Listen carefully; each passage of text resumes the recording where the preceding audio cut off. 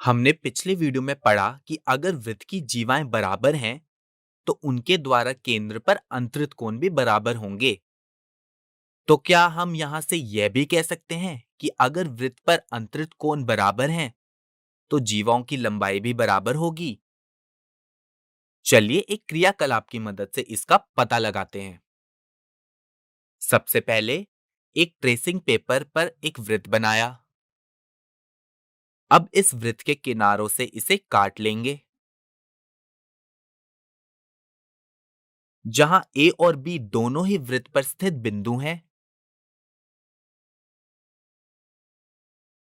और कोण एओबी के बराबर एक कोण पीओक्यू बनाया और वृत्त को ए बी और पी क्यू के साथ साथ काट लिया। अब हम इन दोनों को एक दूसरे के ऊपर रखकर देखेंगे।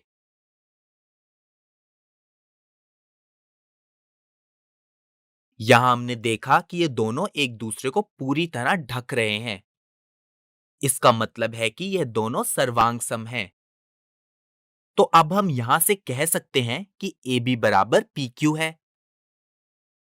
और ये ही प्रमेय 10.2 है जो कहती है कि यदि एक वृत्त की जीवाएं द्वारा केंद्र पर अंतरित कोण बराबर हो, तो वह जीवाएं बराबर होती हैं। चलिए अब इसका प्रूफ देखते हैं। इस आकृति में दो जीवाएं तथा उनके द्वारा केंद्र पर अंतरित कोण दिए गए हैं और यह भी पता है कि कोण एओबी बराबर पीओक्यू है और यह सिद्ध करना है कि एबी बराबर पीक्यू है। चलिए 2 मिनट का समय लीजिए और इन दोनों त्रिभुजों को पहले सर्वांगसम सिद्ध करने का प्रयास कीजिए।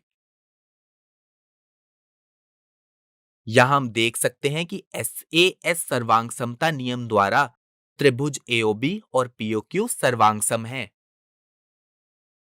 तो क्या अब हम यह भी कह सकते हैं कि एबी बराबर पीक्यू है? जी हां, सीपीसीटी के द्वारा एबी बराबर पीक्यू होगा। चलिए अब एक प्रश्न का उत्तर दीजिए।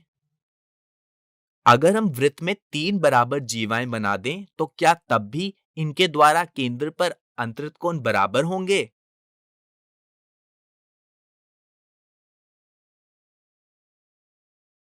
जी हां, यह कोण बराबर होंगे, यानी कि वृत्त की सभी बराबर जीवाएं केंद्र पर बराबर कोण अंतरित करती हैं।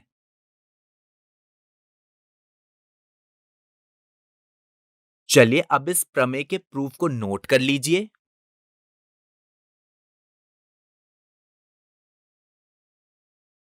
और इसे भी नोट कर लीजिए। धन्यवाद।